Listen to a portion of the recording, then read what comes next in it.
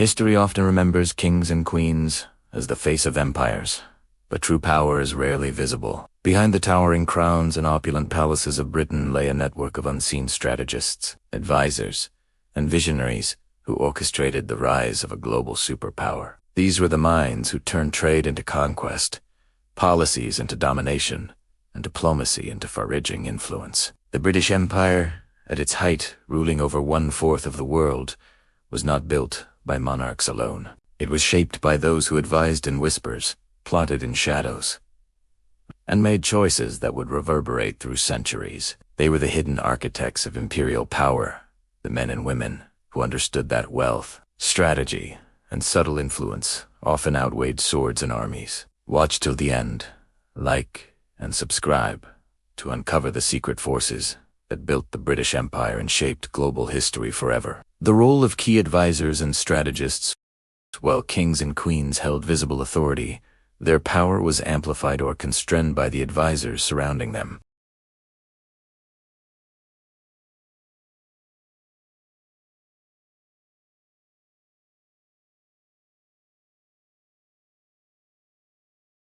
His campaigns in Bengal were not only about battlefield victory. They involved careful negotiation with local rulers, intelligence gathering, and long-term administrative planning. The capture of strategic forts and the establishment of fiscal systems demonstrated that Clive was as much an architect of governance as a conqueror. Similarly, William Pitt, the Elder, as Prime Minister and Secretary of State, reshaped Britain's approach to global conflict.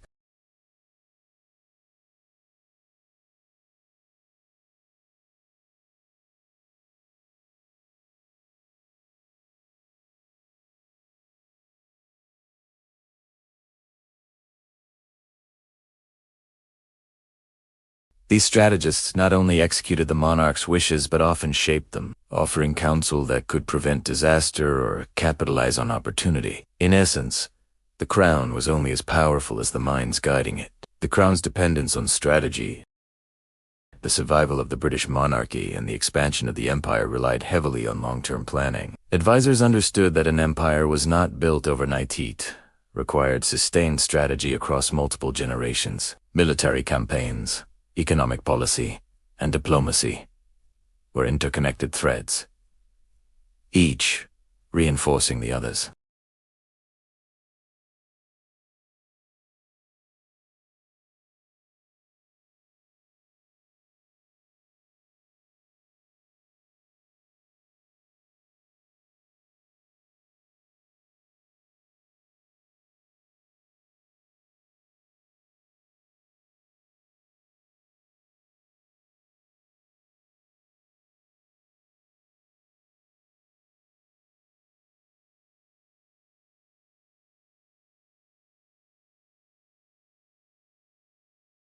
The East India Company, though technically a private enterprise, acted as an extension of royal power, executing strategies that expanded British influence abroad. Company officials like Clive and Hastings held quasi-sovereign powers in India, negotiating treaties, collecting taxes, and commanding armies. The Crown's authority was magnified by these agents, whose successes often went unheralded, but were critical to Britain's rise. East India Company's influence in early imperial expansion. While kings and queens held the symbolic crown, the East India Company became one of the most powerful engines behind Britain's rise.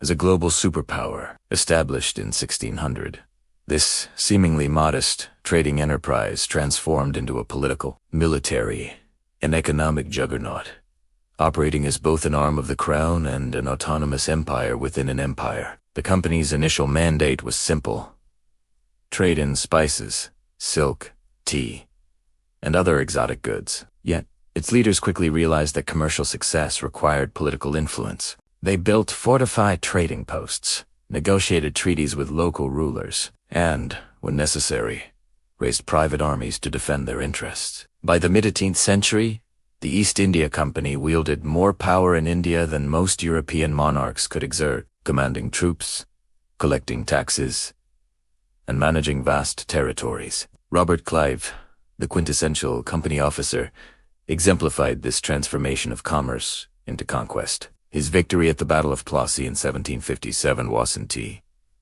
just a military triumph. It was a masterclass in strategy, intelligence, and political manipulation. Clive secured alliances with local leaders, exploited rivalries among Indian rulers, and leveraged the company's resources to achieve domination over Bengal.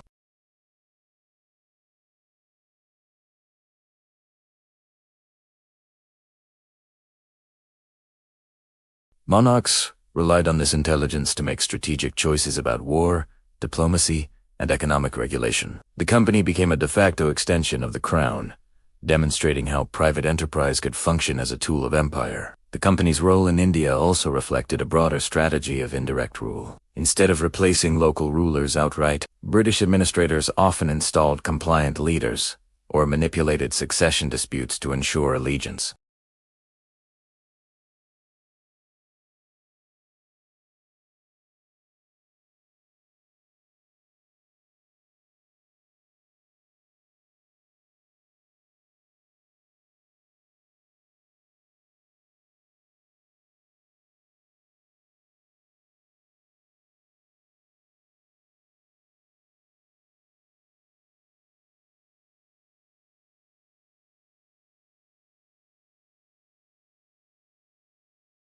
Its leaders were hidden architects who understood that control over resources, information, and relationships often mattered more than ceremonial authority. Their actions laid the groundwork for centuries of British expansion and established patterns of governance, diplomacy, and economic management that would define the empire. In the end, the company's story illustrates a fundamental truth.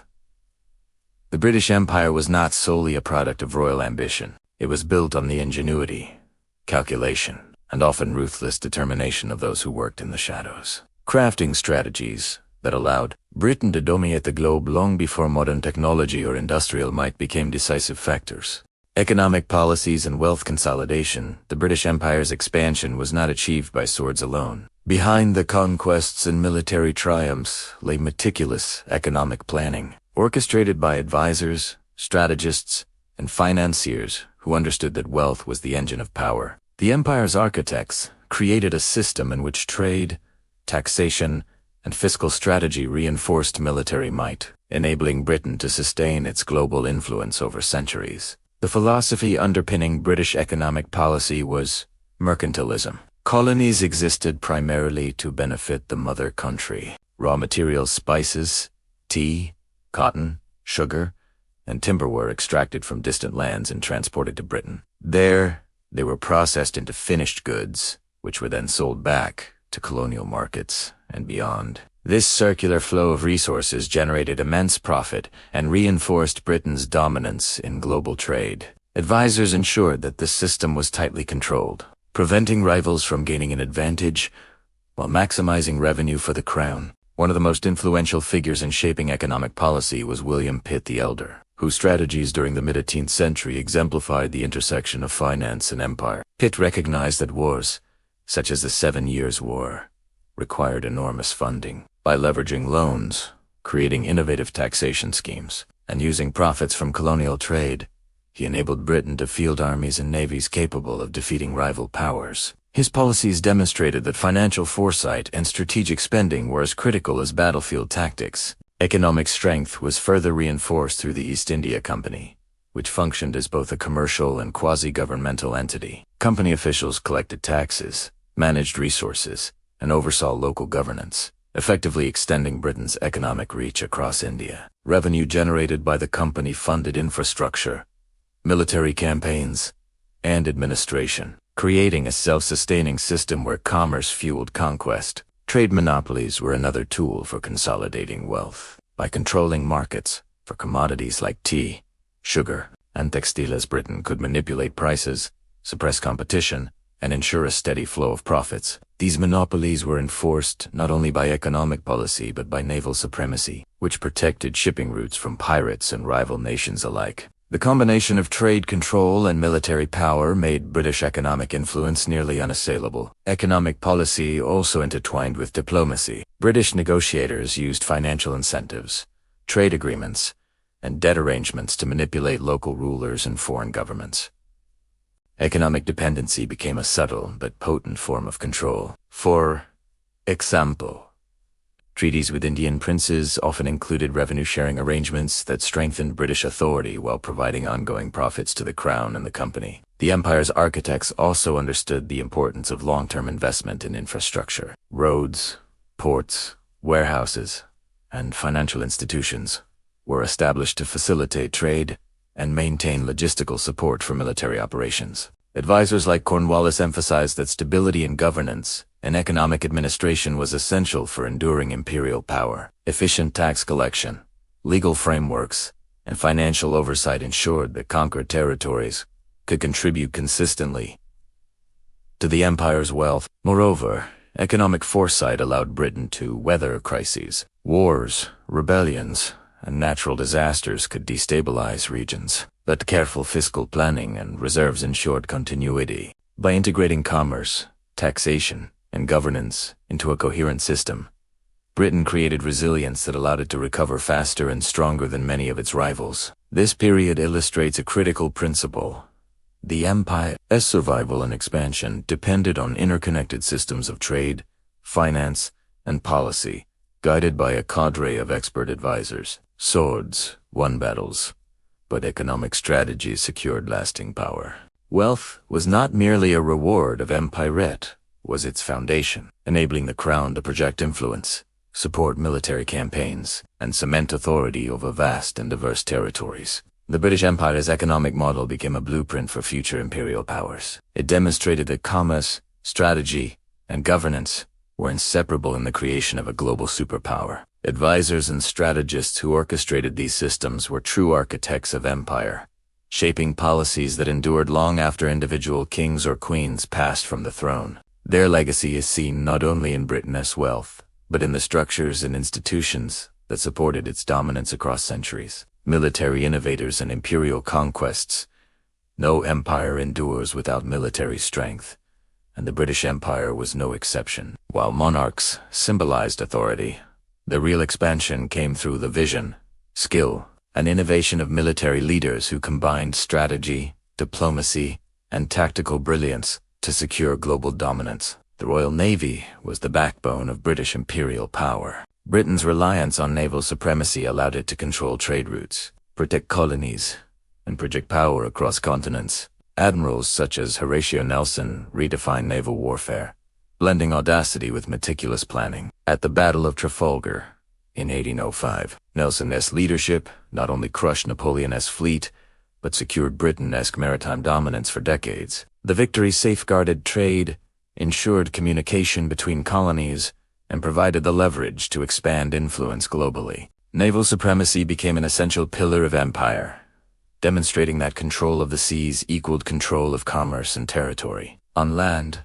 leaders like Robert Clive and Warren Hastings demonstrated the art of combining European military discipline with a nuanced understanding of local politics. Clive's victory at Plassey in 1757 was as much a feat of strategy as of battlefield prowess. By forging alliances with local rulers, exploiting rivalries, and deploying disciplined troops effectively, Clive secured the rich province of Bengal, providing the empire with both revenue and strategic leverage. Hastings, as Governor-General, focused on consolidating power, managing territories, and integrating administrative structures with military oversight. These leaders recognized that conquest was only the first step. Governance and economic management ensured lasting influence. Military innovation extended beyond tactics. Britain invested in training, logistics, and intelligence, creating armies capable of operating thousands of miles from home. Supply lines were carefully maintained, and local knowledge was leveraged to navigate unfamiliar terrain. Fortifications, garrisons, and naval bases served as hubs of control, projecting power even in distant colonies. The military was deeply interconnected with diplomacy and commerce, ensuring that victories translated into sustainable imperial authority. Advisors and strategists also used warfare as a political tool. Military victories were carefully coordinated with treaties, alliances, and governance reforms. The empire's expansion was rarely achieved by force alone. It relied on a sophisticated combination of intimidation, negotiation, and integration. For example, in India, British officers often negotiated with local rulers after battles, offering terms that secured loyalty while maintaining nominal autonomy. This strategy minimized resistance and maximized stability, allowing Britain to control vast regions with relatively small forces. The British approach to military organization emphasized flexibility and innovation. Armies adapted to diverse environments, from the jungles of India to the plains of North America. Naval forces integrated new technologies and ship designs, allowing Britain to outmaneuver rivals and maintain global reach. Strategic foresight, combined with tactical skill, ensured that military engagement strengthened rather than weakened imperial authority. Equally important was the coordination between military leaders and economic planners. Victories had to translate into revenue, trade security, and political leverage. The integration of military, economic, and administrative planning ensured that Britain could sustain long-term campaigns, stabilize newly acquired territories, and maintain dominance across continents. The era of military innovators shows that Britain's empire was not built by monarchs alone. It relied on visionary commanders who understood strategy, logistics, and the interplay between war and governance. Their innovations laid the foundation for a global network of colonies, trading posts, and naval bases, ensuring that British power extended far beyond the reach of the crown. Ultimately, the British Empire's success was a product of integrated strategy, combining economic foresight, military innovation, and political acumen. Advisors, generals, and naval leaders acted as architects of imperial power, transforming vision into reality and ensuring that Britain could dominate global affairs for centuries. Diplomats behind imperial expansion while armies and navies secured territories. It was diplomacy that ensured those conquests lasted. The British Empire relied on a cadre of skilled diplomats who operated behind the scenes, negotiating treaties, forging alliances, and manipulating rival powers to Britain's advantage. Diplomacy was as crucial as military victories. Without it, battles could achieve only temporary gains. From Europe to Asia, British diplomats carefully navigated complex political landscapes. In India, officials of the East India Company often acted as envoys, negotiating with powerful princely states like Mysore, Hyderabad, and Bengal. Treaties were not mere formalities. They were strategic instruments designed to secure trade rights, political influence, and territorial control. Diplomats understood local customs, languages, and hierarchies, ensuring that agreements were respected and implemented effectively. This approach minimized rebellion and maximized loyalty, turning former adversaries into allies of the crown. European diplomacy was equally vital. Britain constantly balanced relations with France, Spain, the Netherlands, and later, Germany and Russia. Negotiations over trade routes, colonies, and alliances required tact, intelligence, and foresight. Figures like William Pitt, the younger, and Lord Castlereagh exemplified this skill, using diplomacy to strengthen Britain's global position while avoiding unnecessary conflict. Treaties following the Napoleonic Wars, for example, not only secured territorial gains but established Britain as the preeminent European power in the 19th century. Diplomacy extended beyond negotiation. It involved intelligence gathering, influence operations, and sometimes subtle manipulation. British envoys collected information on rival states, assessed political stability, and identified opportunities to advance imperial interests. In some cases, financial incentives, bribery, or support for internal factions were used to sway outcomes in Britain's favor. These methods required precision and discretion, highlighting the sophistication of British diplomatic strategy. The success of British diplomacy was also intertwined with economic policy. Trade agreements were carefully constructed to benefit Britain, often providing exclusive rights or monopolies. Diplomatic missions secured access to ports, natural resources, and labor, creating networks that reinforced the empire's global influence. Diplomats worked hand in hand with economic advisors and military leaders to ensure that treaties translated into tangible benefits. Notable successes illustrate the importance of diplomacy. The Treaty of Allahabad, 1765 in India, negotiated after the Battle of Buxar, granted the East India Company the right to collect revenue from Bengal, Bihar, and Orissa. This single agreement provided the crown with immense resources and established a precedent for indirect control that would last. for decades. Similarly, British negotiators in Africa, the Caribbean, and Southeast Asia established protectorates and trade agreements that expanded influence without the costs of direct conquest.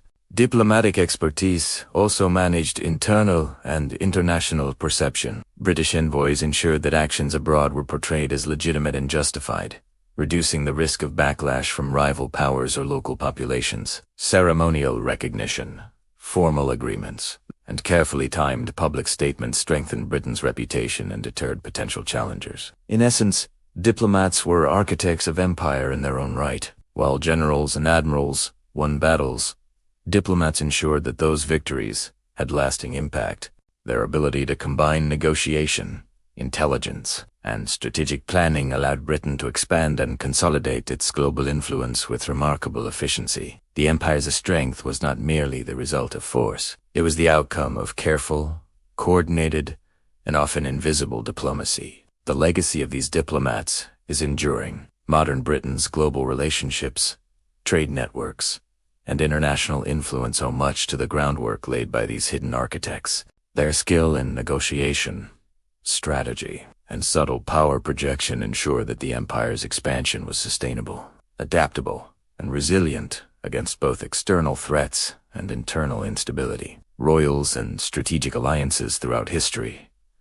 The British monarchy understood that survival and expansion depended not only on military victories or economic dominance, but also on carefully cultivated alliances, both domestic and international. From marriage pacts to political partnerships, strategic alliances were key instruments in maintaining the crown's authority and projecting power across continents. In Europe, dynastic marriages were more than personal unions, were tools of statecraft. By marrying into influential families across France, Germany, Spain, and beyond, British monarchs secured political loyalty, military support, and trade advantages. These alliances often prevented wars or created opportunities for expansion. For instance, the marriage of Queen Victoria to Prince Albert of Saxe-Coburg and Gotha was not merely a personal union. It strengthened ties with German principalities, fostering a network of support that would prove invaluable in the complex politics of 19th century Europe.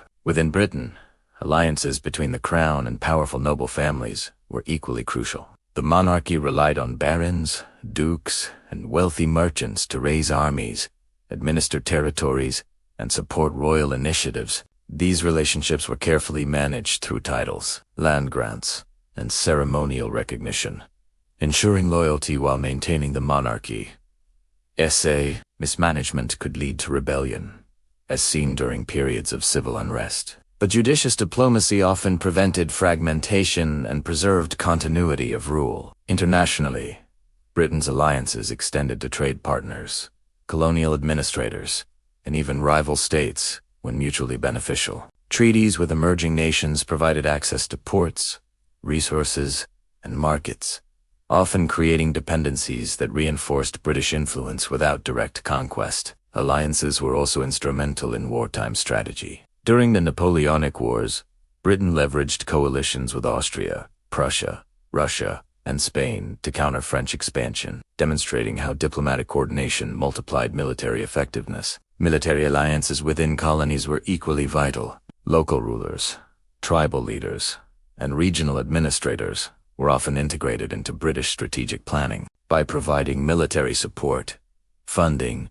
or governance training, Britain ensured these allies acted as force multipliers, extending imperial control without overextending British forces. The loyalty of such allies was reinforced through incentives, titles, and recognition, blending diplomacy with political and military acumen. The monarchy also relied on intelligence networks to monitor potential allies and rivals. Advisors assessed the stability, intentions, and loyalties of partners, ensuring that alliances remained advantageous and did not become liabilities. This proactive approach allowed the crown to anticipate shifts in power and adjust its strategy, preventing surprises that could destabilize the empire. Strategic alliances were not limited to political or military domains. Cultural, religious, and economic relationships also played significant roles. The Church of England, for example, was both a domestic stabilizer and a tool of influence in colonies. Religious leaders supported British rule,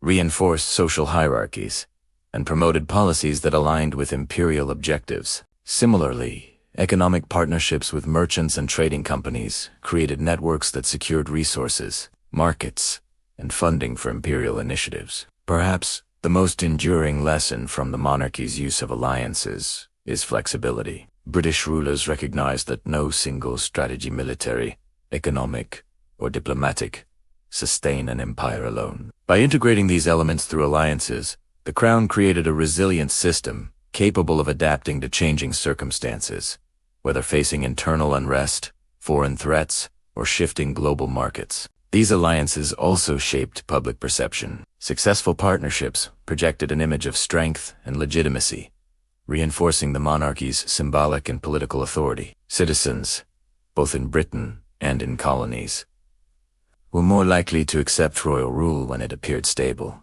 supported by influential partners, and capable of delivering prosperity or security. In summary, strategic alliances were a cornerstone of Britain's imperial power. They extended the monarchy's reach, enhanced military and economic effectiveness, and provided a buffer against both domestic and international threats. By cultivating loyalty, integrating diverse stakeholders, and adapting to changing conditions, the Crown ensured that alliances strengthened rather than threatened its authority, creating a network of support that endured across centuries. The monarchy's legacy of alliance building remains relevant today. Modern Britain continues to navigate international partnerships, drawing on centuries of experience in diplomacy, negotiation, and coalition building. The lessons of strategic alliances, flexibility, foresight, and integration of diverse interests remain essential for sustaining influence in an interconnected world.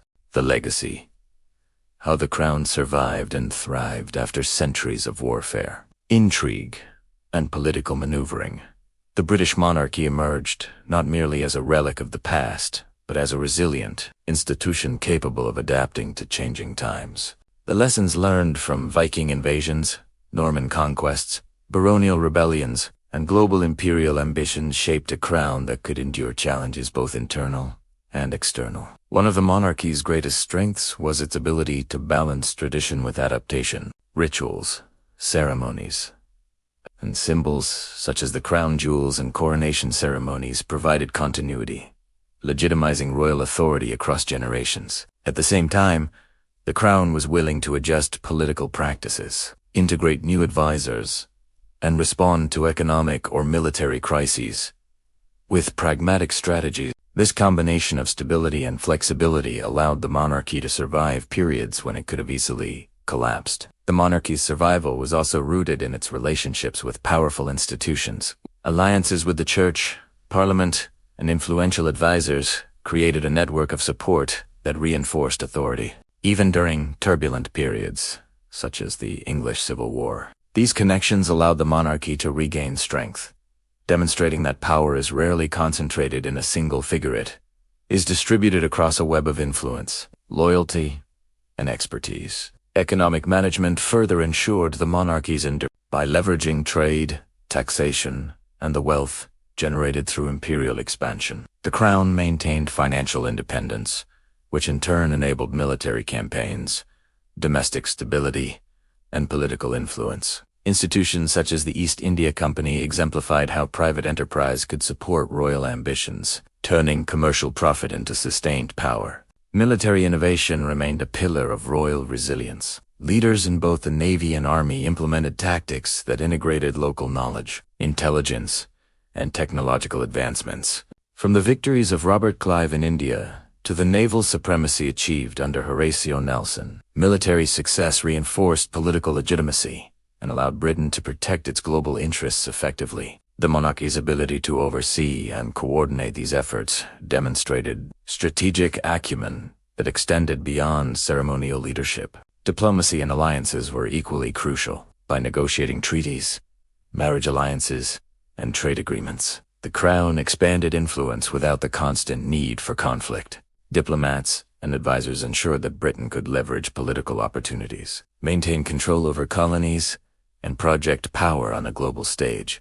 This skillful blending of negotiation, military force, An economic strategy created a model of sustainable empire building that few nations could replicate. Cultural influence and public perception also played a role. The monarchy cultivated an image of stability, continuity, and benevolent authority, which helped maintain loyalty among subjects and legitimacy in colonies. Ceremonial displays, public works, and patronage of the arts reinforced this perception, demonstrating that symbolism and governance were intertwined. The monarchy became a unifying force, bridging the gap between tradition and progress. The cumulative effect of these strategies, military innovation, economic acumen, strategic alliances, and careful diplomacy ensured the monarchy's survival during periods when other European crowns fell. Unlike empires that crumbled under internal discord or external pressure, Britain's crown endured, adapting to industrial revolutions, changing political landscapes, and global conflicts while maintaining symbolic and practical authority. The modern British monarchy, though transformed by constitutional changes, owes much to this legacy. Today, the crown functions as a symbol of national unity, a focal point for diplomatic and ceremonial activity, and a custodian of centuries of history and tradition. Its continued relevance is a testament to the centuries of strategy, vision, and resilience demonstrated by kings, queens, and their advisors. Ultimately, the crown's endurance reveals a timeless lesson. Power is maintained not merely through force, but through adaptation, intelligence, alliances, and the careful integration of tradition with innovation. The British monarchy survived wars, rebellions, and global upheavals, not because of divine right alone, but because it learned to wield power wisely, balancing authority, strategy, and foresight. In conclusion, the story of the British monarchy is not simply one of kings and queens, battles, or conquests. It is a story of resilience, adaptation, and strategic mastery. From Viking invasions to global empire, the crown survived and thrived because it was flexible, well-advised, and deeply attuned to the complexities of human society. Its legacy endures in the modern monarchy, in Britain's cultural and political identity, and in the lessons it offers about leadership, strategy, and the enduring power of institutions shaped by centuries of experience.